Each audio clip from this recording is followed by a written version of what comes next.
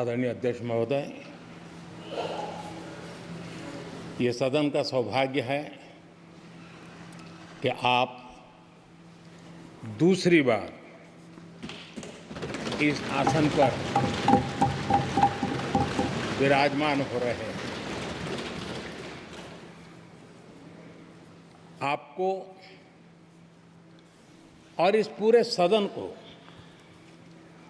मेरी तरफ से मैं बहुत बहुत बधाई देता हूं।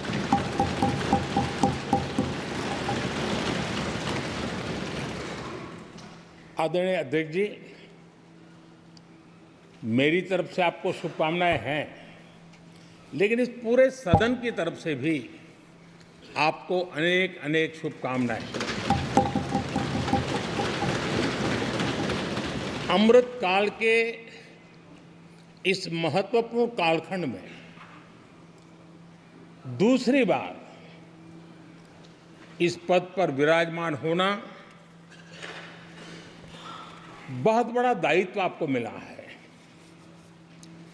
और आपका 5 वर्ष का अनुभव और आपके साथ हम लोगों का 5 साल का अनुभव, हम सबका विश्वास है कि आप आने वाले 5 साल हम सबका मार्गदर्शन भी करेंगे और देश की आशा अपेक्षाएं पूर्ण करने के लिए ये सदन अपना दायित्व निभाने में आपकी बहुत बड़ी भूमिका रहेगी। आदरणीय अध्यक्ष जी, हमारे शास्त्रों में कहा गया है कि विनम्र और व्यवहार कुशल व्यक्ति सफल सहज रूप से होता है और आपको तो उसके साथ साथ एक मीठी मीठी मुस्कान भी मिली हुई है। आपके चेहरे को ये मीठी मीठी मुस्कान पूरे सदन को भी प्रसन्न रखती है। मुझे विश्वास है आप हर कदम पर नए प्रतिमान, नए कीर्तिमान गढ़ते आए हैं। 18वीं लोकसभा में स्पीकर का कार्यभार दूसरी बार संभालना ये अपने आप में एक बड़ा नया रिकॉर्ड बनते हम देख रहे हैं। श्री बलराम जाखड़ जी वो पहले ऐसे अध्यक्ष थे जिन्होंने 5 साल कार्यकाल पूरा करके फिर दोबारा उनको स्पीकर बनने का अवसर मिला था। उसके बाद आप हैं जिन्हें 5 साल पूर्ण करने के बाद दोबारा इस पद पर आसीन होने का अवसर मिला। गत 20 साल का एक ऐसा कालखंड रहा है कि ज़्यादातर स्पीकर या तो उसके बाद चुनाव नहीं लड़े हैं या तो जीत करके नहीं आए हैं।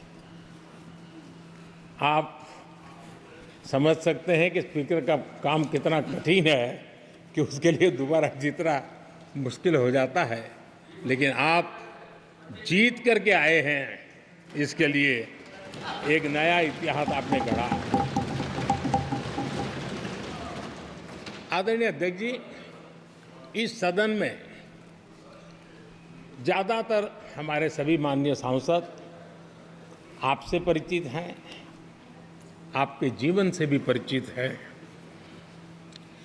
और पिछली बार मैंने इस सदन में आपके संबंध में काफ़ी कुछ बातें रखी भी थी और मैं आज उसको दोहराना नहीं चाहता हूं, लेकिन मैं एक सांसद के रूप में और हम सभी सांसद के रूप में आप जिस प्रकार से एक सांसद के नाते काम करते हैं, ये भी जानने योग्य है और बहुत कुछ सीखने योग्य है। मुझे विश्वास है कि आपकी कार्यशैली एज ए सांसद भी हमारे जो फर्स्ट टाइमर सांसद हैं, हमारे युवा सांसद हैं, उनको जरूर प्रेरणा देगी। आपने अपने कार्यक्षेत्र में, संसदीय क्षेत्र में स्वस्थ मां और स्वस्थ शिशु एक कमिटमेंट के साथ जो अभियान चलाया है और सुपोषित मां, इस अभियान को आपने जिस प्रकार से अपने क्षेत्र में प्राथमिकता देकर के खुद को इन्वॉल्व करके किया है, वो वाकई प्रेरक है। आपने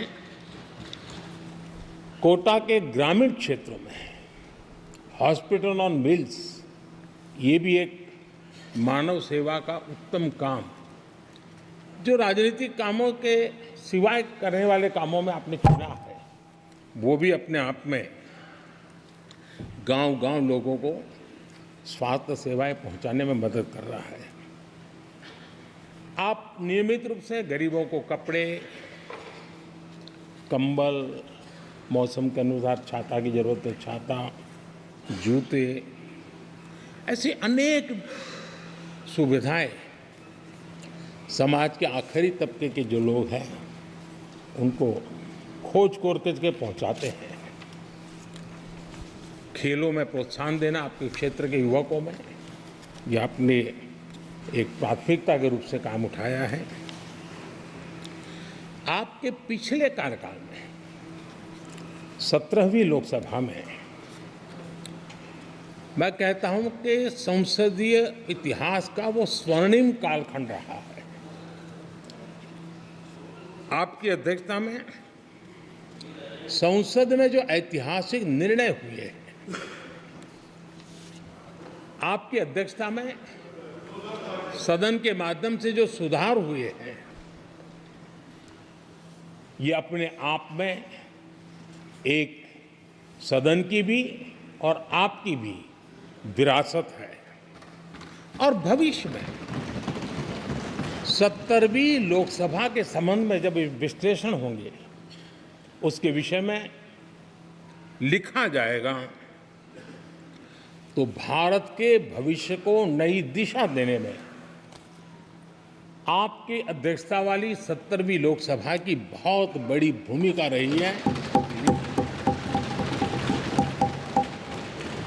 आदरणीय अध्यक्ष जी, 17वीं लोकसभा में नारी शक्ति वंदन अधिनियम 2023, जम्मू कश्मीर पुनर्गठन विधेयक, भारतीय न्याय संहिता, भारतीय साक्ष्य बिल, भारतीय नागरिक सुरक्षा संहिता, सामाजिक सुरक्षा संहिता, digital personal data protection bill, Muslim महिला विवाह अधिकार संरक्षण विधेयक, transgender persons protection of rights bill, consumer protection bill, direct tax विवाद से विश्वास विधेयक, सामाजिक, आर्थिक और राष्ट्रीय महत्व के ऐसे कितने ही महत्वपूर्ण ऐतिहासिक कानून 17वीं लोकसभा में आपकी अध्यक्षता के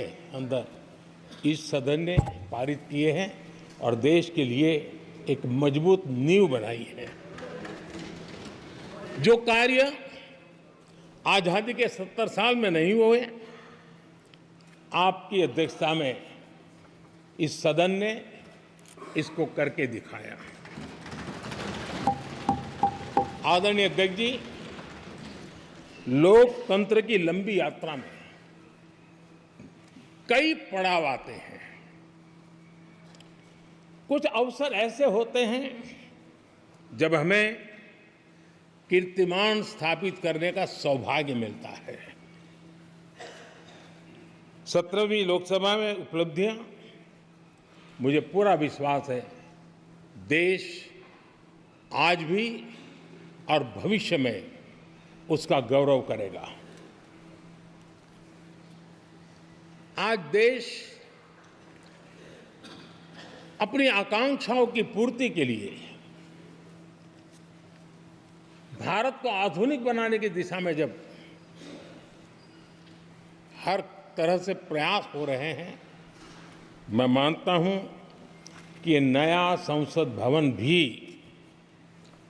अमृतकाल के भविष्य को लिखने का काम करेगा और वो भी आपकी अध्यक्षता में। नए संसद भवन में हम सबका प्रवेश आपकी ही अध्यक्षता में हुआ और आपने संसदीय कार्यप्रणाली को प्रभावी और जिम्मेदार बनाने का कई महत्वपूर्ण फैसले लिए हैं और इसलिए लोकतंत्र को मजबूती देने में मदद मिली है। लोकसभा में हम पेपरलेस डिजिटल व्यवस्था से आज काम कर रहे हैं। पहली बार आपने सभी माननीय सांसदों को ब्रीफिंग के लिए एक व्यवस्था खड़ी की। इससे सभी माननीय सांसदों को भी आवश्यक रेफरेंस मटेरियल मिला। उसके कारण सदन की चर्चा अधिक पुष्ट हुई और ये आपका एक अच्छा इनिशिएटिव था जिसने सांसदों में भी विश्वास पैदा किया। हाँ, मैं भी कुछ कह सकता हूँ, मैं भी अपने तर्क दे सकता हूँ। तो एक आपने अच्छी व्यवस्था को विकसित किया है।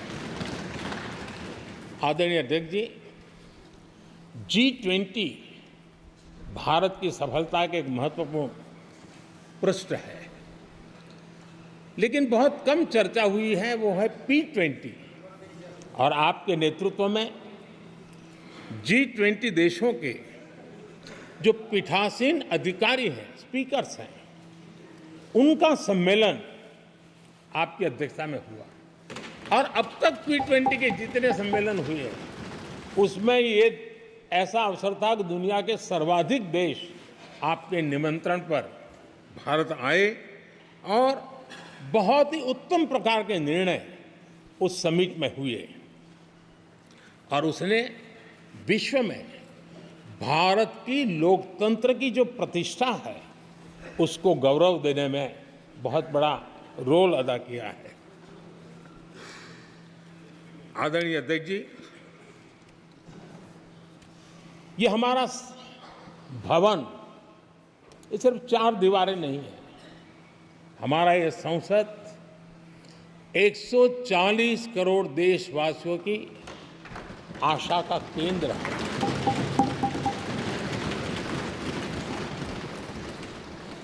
संसद की कार्यवाही, जवाबदेही और आचरण हमारे देशवासियों के मन में लोकतंत्र के प्रति जो उनकी निष्ठा है उसको और अधिक मजबूत बनाता है। आपके मार्गदर्शन में 17वीं लोकसभा उसकी प्रोडक्टिविटी 25 साल के हाईएस्ट लेवल पर 97% रही और इसके लिए सब माननीय सदस्य तो अभिनंदन के अधिकारी हैं, लेकिन आप विशेष अभिनंदन के अधिकारी हैं। कोरोना जैसे मुश्किल कालखंड में आपने हर सांसद से व्यक्तिगत फोन पर बात करके उनका हाल पूछा। कहीं किसी सांसद की बीमारी की खबर आई तो आपने सदन के अध्यक्ष के नाते व्यक्तिगत रूप से उसकी चिंता की और वो सभी दल के सांसदों से जब मुझे सुनने को मिलता था, मुझे बड़ा गर्व होता था कि जैसे आप इस सदन के परिवार के मुखिया के रूप में उस कोरोना कालखंड में भी व्यक्तिगत चिंता करते थे। कोरोना काल में भी आपने सदन का काम रुकने नहीं दिया। सांसदों ने भी आपके हर सुझाव को सर आंखों पर चढ़ाया। किसी को ऊपर बैठने के लिए कहा तो वो वहाँ जाके बैठा, किसी को दूसरे जगह भी जाके बैठने के लिए कहा तो वो भी बैठा, लेकिन देश के काम को किसी ने रुकने नहीं दिया। लेकिन आपने ये जो फैसले किए उसका परिणाम है कि हम उस कठिन कालखंड में भी कार्य कर पाए। और ये खुशी की बात है कि कोरोना काल में सदन ने 170% प्रोडक्टिविटी, ये अपने आप में दुनिया के लिए एक बहुत बड़ी खबर है। आदरणीय अध्यक्ष जी, हम सब चाहते हैं कि सदन में आचरण, सदन के नियमों का पालन हम सब करें। और आपने बड़े सटीक तरीके से, संतुलित तरीके और कभी कभी कठोरता के साथ भी फैसले लिए हैं। मैं जानता हूं कि ऐसे निर्णय आपको पीड़ा भी देते हैं, लेकिन सदन की गरिमा और व्यक्तिगत पीड़ा के में आपने सदन की गरिमा को पसंद किया और सदन की परंपरा को बनाने का प्रयास किया। ये साहसपूर्ण काम के लिए भी आदरणीय अध्यक्ष जी, आप अभिनंदन के अधिकारी हैं। मुझे विश्वास है आदरणीय अध्यक्ष जी, आप तो सफल होने ही वाले हैं, लेकिन आपकी अध्यक्षता में ये 18वीं लोकसभा भी बहुत सफलतापूर्वक देश के नागरिकों के सपनों को पूर्ण करेगी। मैं फिर एक बार आपको इस महत्वपूर्ण दायित्व के लिए और देश को विकास की नई ऊंचाइयों पर ले जाने वाले इस सदन की अध्यक्षता के लिए हृदय से बहुत बहुत शुभकामनाएं देता हूं, बहुत बहुत बधाई देता हूं।